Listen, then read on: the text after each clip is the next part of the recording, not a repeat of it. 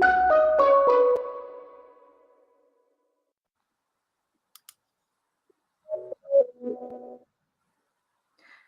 everyone. Thank you so much for joining us today for our regular Thursday session. It's a pleasure to see all of you here, and I'm your regular lecturer, Victoria, Outreach Coordinator at EducationUSA Ukraine. And today we've prepared a very special topic for you. We're going to talk about admission policies in the United States.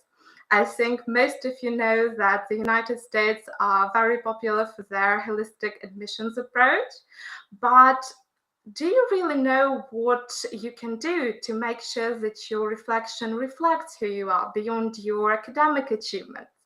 Today, we're going to talk about how do you talk about your accomplishments effectively? What sort of information and activities should you highlight?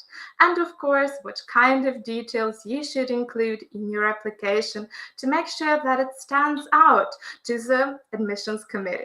So, to talk about all of these things and more, here joining me is our wonderful guest, Maya De Andrade. She's the Director for Global Outreach at the University of South Alabama. Maya, thank you so much for joining us today. It's a real pleasure to have you with us. And to anyone who's just joining us here, please do not be shy putting your comments, any questions you may have in the chat down below. We'll be more than happy to answer all of them. Maya, thank you so much for being here with us, and the floor is yours. Thank you. Thank you so much, Victoria. Thank you, everybody, for tuning in today. Good evening, good afternoon. My name is Maya De Andrade. I am the Director of Global Outreach here at the University of South Alabama. It is such a treat to be on with Education USA Ukraine today and talk a little bit more about admissions policies and procedures in the United States, as well as talk a little bit about policies and procedures here at the University of South Alabama to give you a realistic idea of what to expect, how to prepare, and just hopefully get you a little bit more ready to start your journey here studying with us in the United States. So we can go ahead and get started with our presentation. Perfect. So this is an aerial shot of our beautiful sunny campus. It is pretty sunny as well today and warm outside. So here we are in March in short sleeves. So just be ready for some lovely warm weather if you guys are able to join us. So just a little bit of an agenda brief. We're going to go over what U.S. universities are looking for, preparing materials in order to have the best application possible, some test prep options, because a lot of you are going to need to submit some sorts of test scores, whether that's English proficiency or, a score for graduate admission like the GRE or something like that. We'll also talk about scholarship and funding options, and then we'll talk a little bit about the University of South Alabama. So let's get started. So universities are looking for a few different things when it comes to the application process and the student itself. So the student profile. Of course, we're looking for professional communication. This is something as simple as making sure that your email address is your first and last name, your legal name, so we know how to identify you. We know who we're speaking to via email or via chat. So that includes your WhatsApp name or any sort of chat feature that you use. Just ensure that it is truly your very plainly put your first and last name. We also want to make sure that you are informed about the school. We want to know that you have taken the time to just, look through some of our materials or look through our website, just to get a little bit more of an idea about very simple things. Are we located in a region of the United States that you want to live in? Do we have the programs that you're interested in? Is our tuition affordable for you? Those are really simple, big factors that we do look at to see, okay, has the student done the research to know kind of a little bit about us, about the university.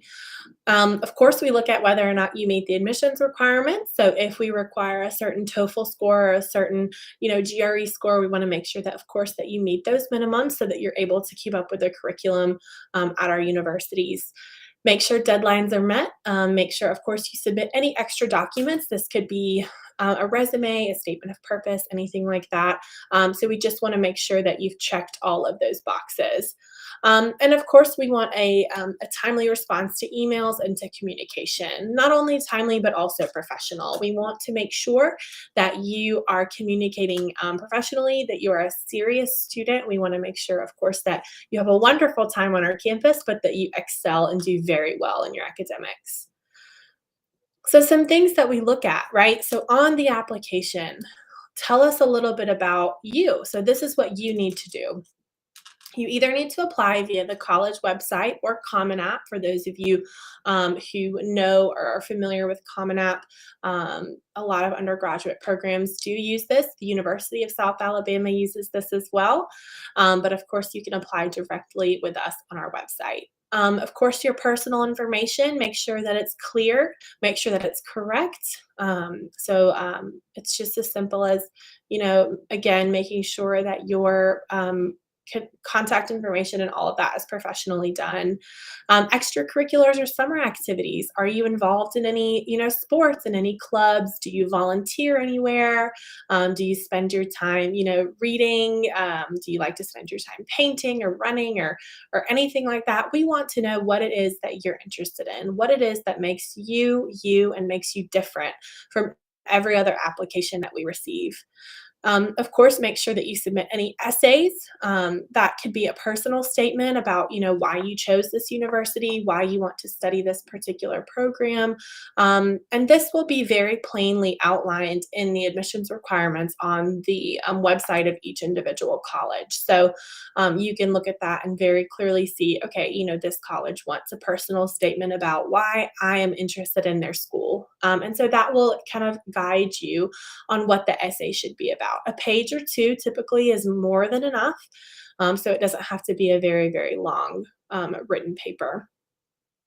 Of course, include any honors or awards. Are you in an honors society? Are you in any kind of leagues or teams or anything that you guys have, won? You've won an award. Make sure you include that. That highlights different things that you're involved in and shows that you are able to, manage things outside of your academics as well, even if they are affiliated. And then, of course, submit the application by paying the application fee. Some schools do offer fee waivers for very qualified students. So if you are, definitely you're welcome to ask about that. So a little bit about the application from your school. So of course, the application is mainly things that you as the student will need to do, but there are some things that your school will need to do. Your school will need to submit your final transcript. This is your mark sheet. This has all of your grades on it, all of the courses that you've taken, what mark you have achieved in each of those courses, when you've taken them, all of that. We use that to calculate GPA or grade point average, and that tells us kind of where you stand on the academic scale in relation to your school. And then some applications will also require recommendation letters. So whenever you're choosing someone to write a recommendation letter for you, make sure it's someone who knows you, who knows how you work, who knows your ethics and all of that, so they're able to speak about you in a professional manner. You want good, strong recommendation letters from someone who has the time and who will submit those letters for you. Some tips to remember, start preparing as early as possible. If you're in your final year, now is the time. Now is beyond the time to get all of these documents in. If you have one more year of high school left or you have one more year of your undergraduate degree left, now is really the time to start doing things, because this is when you can actually start applying and you can start submitting information. Take exams before your final year if possible. If you're in your final year, don't panic. You can definitely still take and submit exams.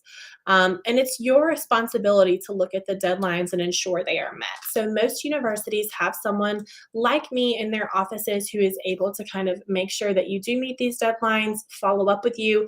But as a student who is planning to come to school in the US, we expect that you're able to see deadlines and able to meet deadlines.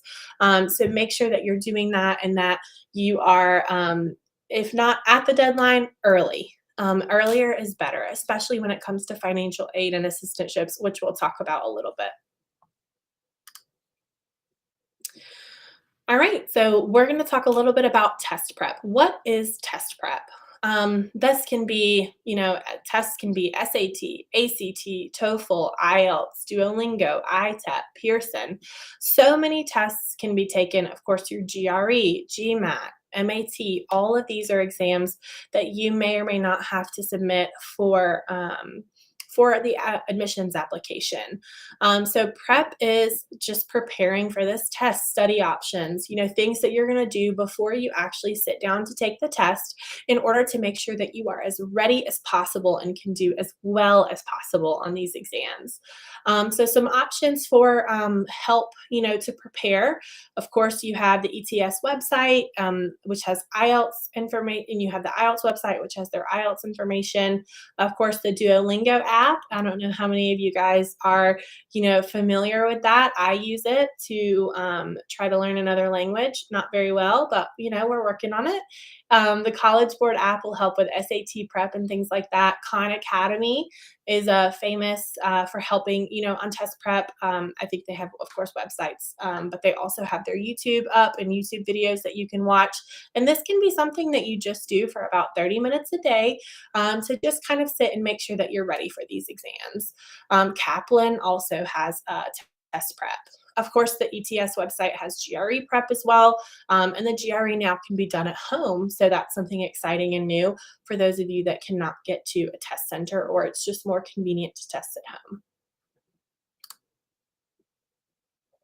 So some scholarship options that are available. We have a lot of universities have university scholarships or assistantships. We have these at the University of South Alabama, and I'll talk to you in more detail about those very soon. So make sure that you're looking at the university scholarships and assistantships. Biggest thing to look at, criteria and deadlines. So of course, make sure that you meet the minimum criteria, but also make sure that you're meeting those deadlines. That's very, very important in order to be able to be considered for these awards.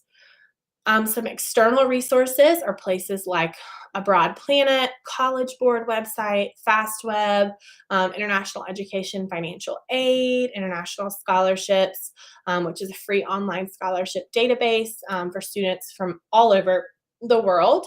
Mobility International has free online scholarship resources. The United States Educational, Scientific, and Cultural Organization, or UNESCO, has a free online searchable database for scholarships to international students. So not only can you look at the scholarships provided by the university, which some universities provide merit-based, talent-based, culture and identity-based scholarships. So that's an option there. But you also have a whole host of external scholarships that can be found with a simple Google search or a simple Bing search that can kind of help open you to a whole new world of opportunities for external scholarships. So if you're not able to get a scholarship from the university that you've applied to, don't give up hope. There is a lot of other opportunities out there as well. All right, so I'm going to tell you a little bit about where I am and a little bit about the University of South Alabama. So we are on the Gulf Coast. We are in the southeast of the United States along the Gulf of Mexico. As I mentioned, it's sunny today as well as 220 or so days of the year. We have quite a few beaches nearby, beautiful white sand beaches, and we have pretty warm weather year-round here on campus. So Mobile, which is the city where I'm located, is the 11th largest shipping port by volume in the United States. So we are very fortunate to have about 200,000 people living here, as well as 50 international companies right here in Mobile. And that's a great opportunity for you for OPT or for being able to get an internship. These are great relationships that our university has built with these companies, and that we want to make sure that you have as many opportunities as possible here. Now, centering in on the university, We have about 14,000 students, so we are a mid-sized public university here in Alabama. We have about 22 students in each class, so we want to make sure that you're able to get that individualized one-to-one attention. And we have tons of degree programs for you to choose from. So, as I mentioned at the beginning, whenever you're looking at a university, I said that you should always make sure that the university is located in somewhere that you're interested in living, as well as has the program that you're looking for if you're a member. So, places that are public, like the University of South Alabama, with so many different degree options, you're pretty likely to find something that you're interested in here. We are a high-level research institution, so we have about 18 different research centers, and there's so many different kinds. I'll show you a little list in just a few slides, and lots to do outside of the classroom. So we have about 250 student organizations on campus. Another thing, whenever you're looking for institutions and whenever you're looking for your what you need in order to apply. If there are student organizations or something that you're very passionate about or very interested about, you can write about that in your personal statement. You can put that as a special interest on your application.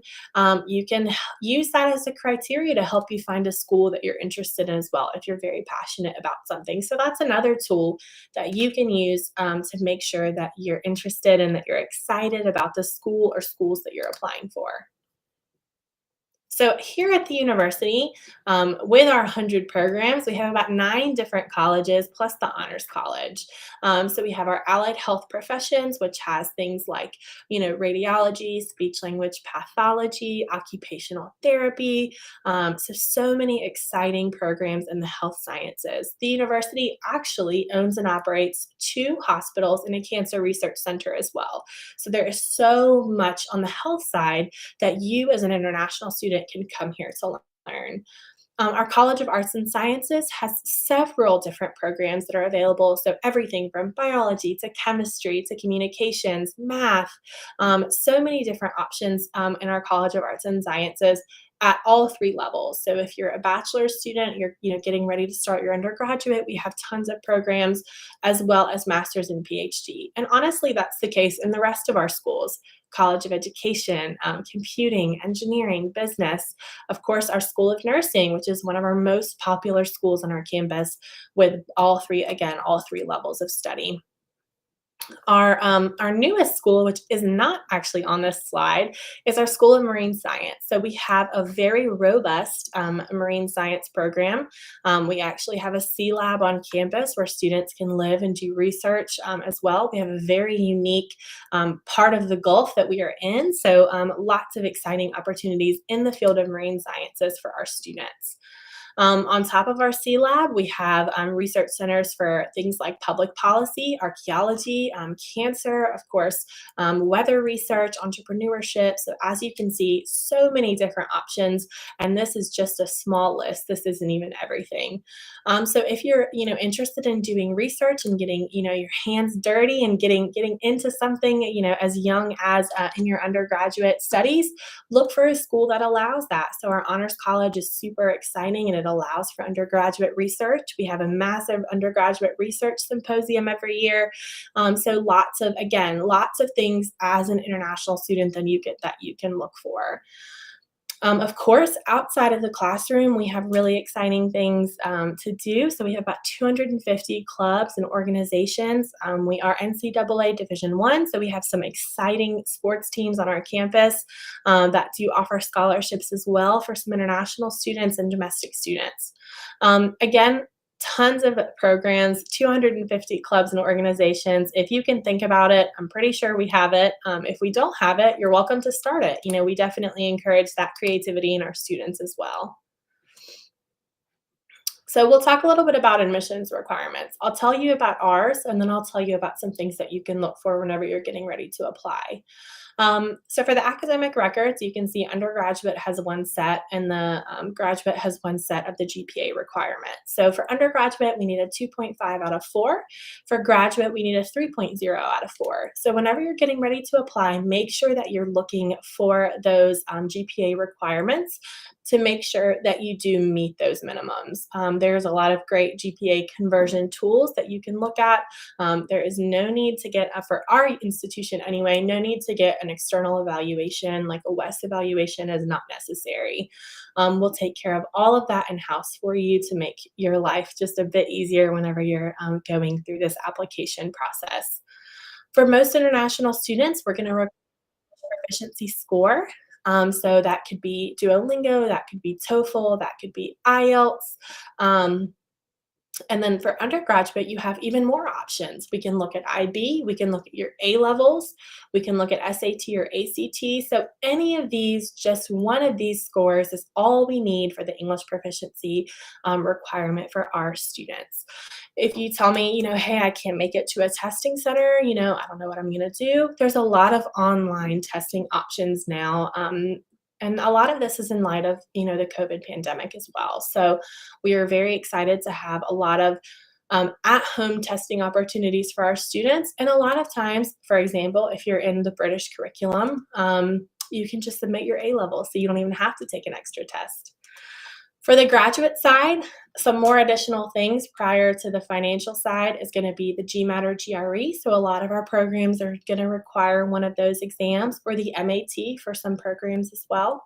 And then letters of recommendation. So we talked a little bit earlier about making sure that whenever you're getting ready to submit letters of recommendation, there was somebody who can speak about you in a professional manner, who knows about you academically, and is able to really stand behind you and vouch for you as a prospective student at the university.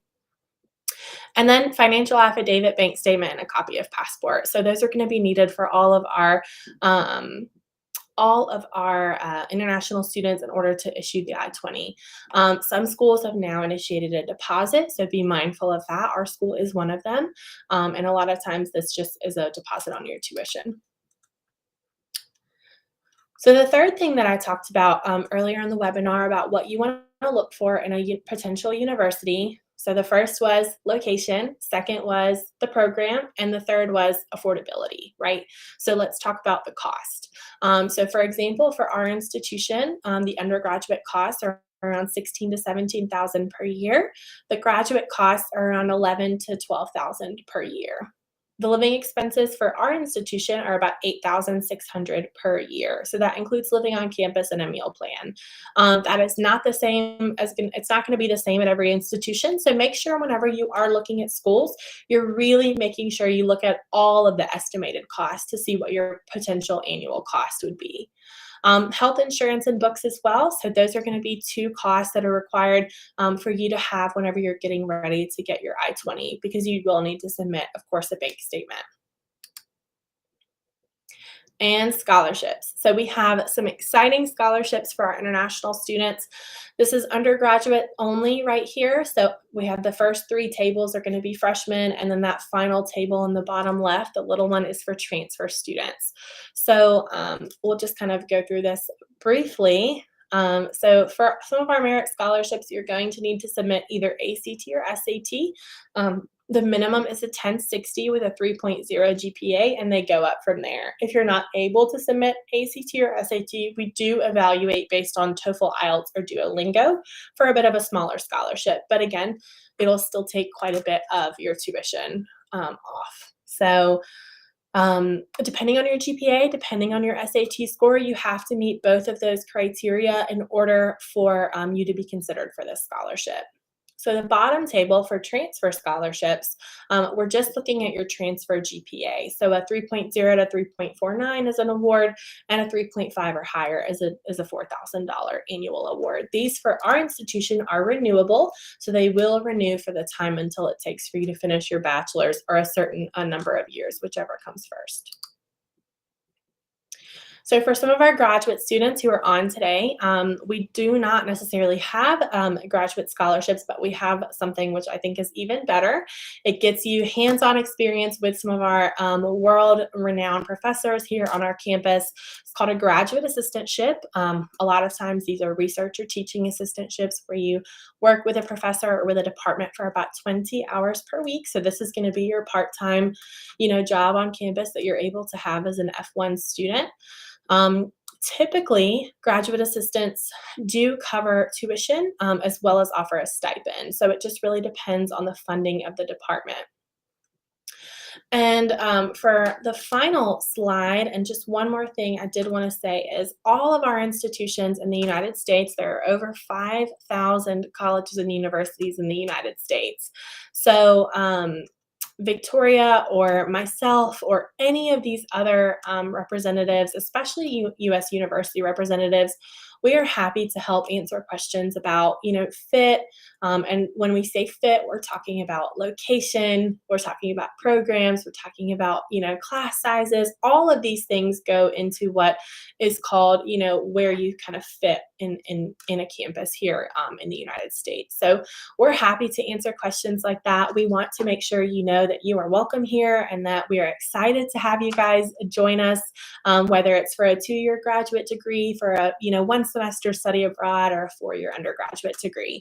We're happy to answer questions and try to help find funding to make your dreams of coming here a reality. We're excited. It's a dream to have you guys here, and I just want to thank Victoria and the Education USA office again so much for having us.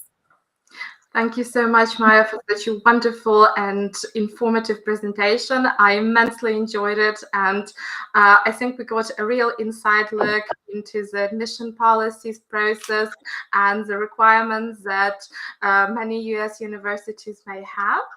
And we actually have got a question from the audience. So thank you so much, Artem. And Artem is asking, what are the requirements for applicants? So is there a minimum age of the applicant that universities look into?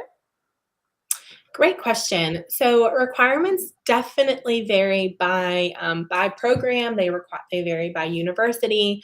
So, for example, for our institution, for undergraduate students, so this is going to be for a bachelor's degree, we're just looking at the online application, English proficiency, and any kind of test scores that you submit for any kind of scholarships. But mainly GPA and test scores are going to be the biggest thing for admission. For graduate, for example, it's not just those two things. You're also looking at, letters of recommendation or an essay or test scores from your GRE or something like that.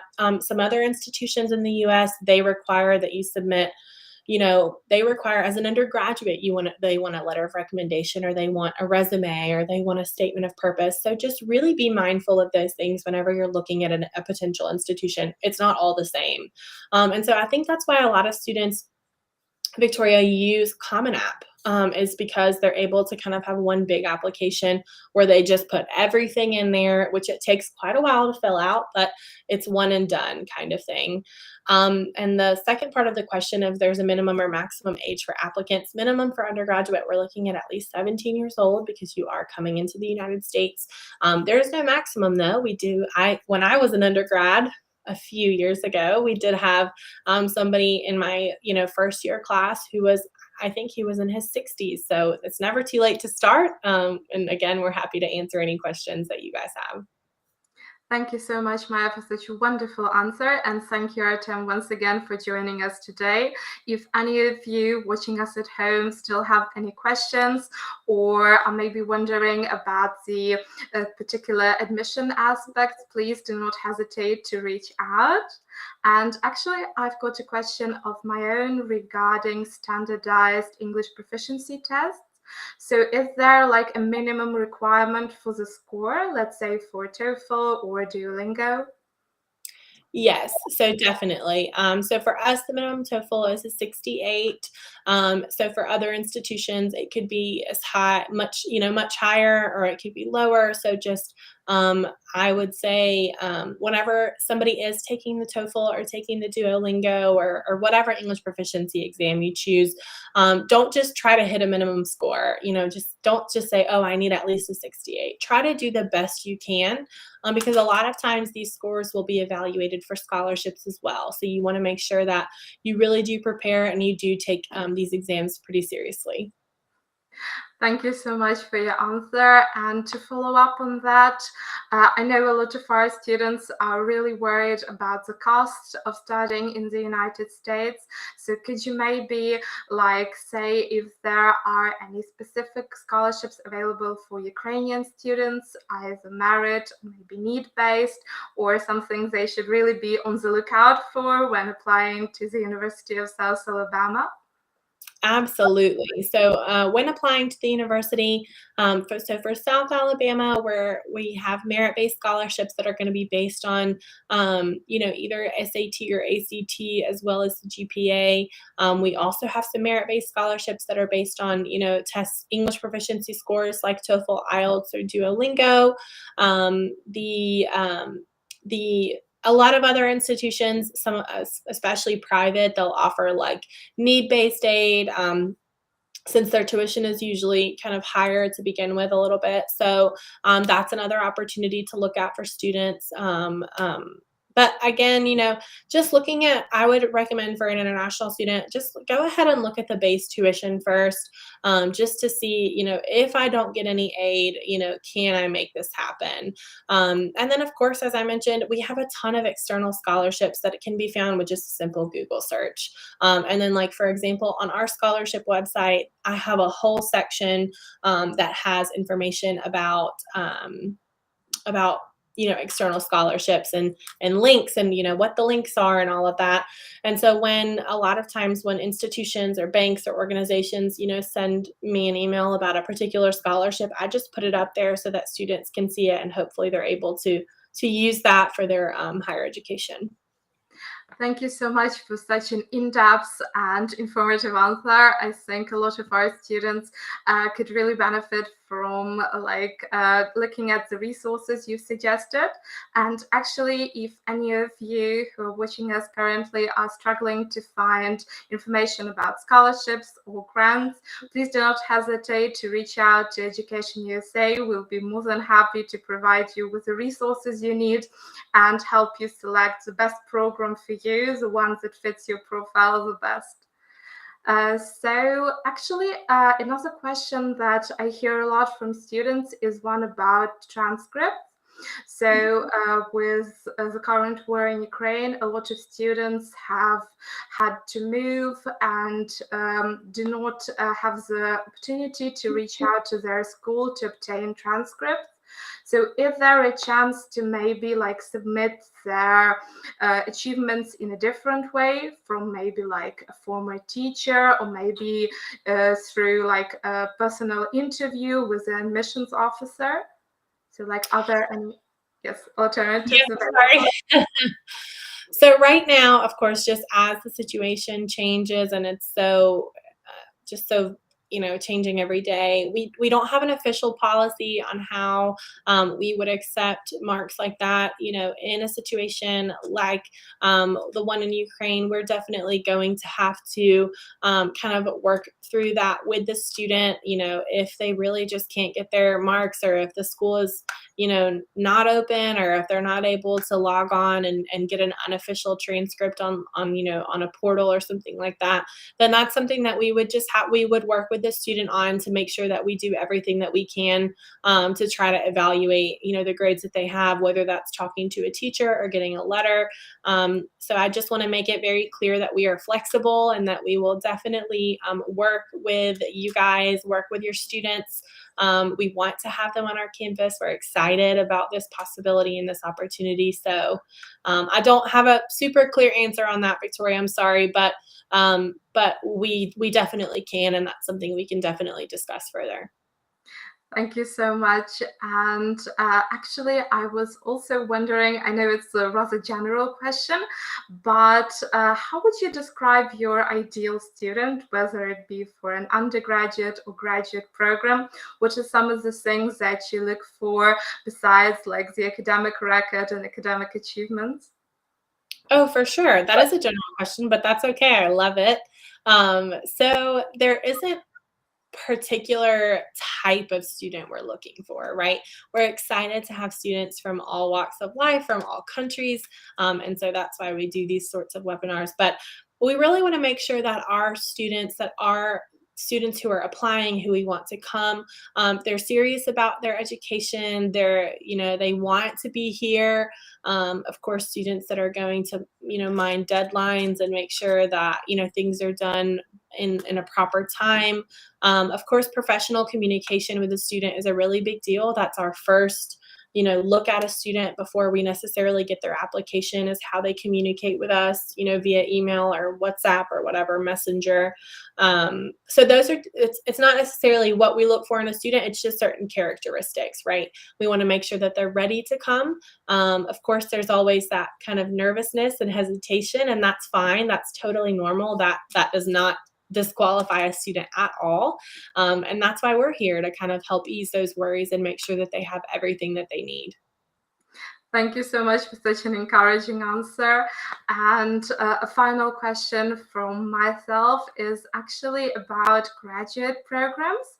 So as you've mentioned, there is a chance to get an assistantship and to work on campus. So I was wondering, do students need to submit a separate application for an assistantship, or are they immediately considered for it once they send in their application? Great question. So students are not automatically considered for internships, so they will need to submit a separate application, but there's no additional application fee associated with it. This is just an application that indicates that the student is interested, and that they want, to be considered for the position. Thank you so much. I think we've all learned so much here today. I am immensely great that you've been able to join us and to share your knowledge, share your insight into the admission policies in the United States. It's been a real pleasure talking to you today. And for any of us who are watching at home, please do not worry if you haven't been able to send in your questions. There will be a recording of the webinar. And if you still have any hesitations or would like to clear up some points, you can always sign up for a free consultation with EducationUSA and get all of your answers. And of course, if you're interested in studying at the University of South Alabama, I think you could maybe reach out to Maya and ask any of your specific questions and yes, receive the answers for it. So once again, thank you so much for being here with us. It was a real pleasure. Thank you for your wonderful presentation. And yes, so thank you all of you who are watching us still here today. And please do not forget to tune in next week for our next lecture. It's been a real great time talking to you, and I wish you a great day, and I hope we can stay in touch and maybe continue the conversation sometime. Thank you. Thank you so much, Victoria. Thank you, USA Ukraine, everyone, for tuning in today. And yes, absolutely. Please feel free to reach out to me. If you didn't catch my information, Victoria has it, so she can share it with you. And I'd be happy, happy, happy to help you guys and answer any questions that you have. Thank you so much. So we wish you all a wonderful day. Stay safe and yes, stay with Education USA. Goodbye.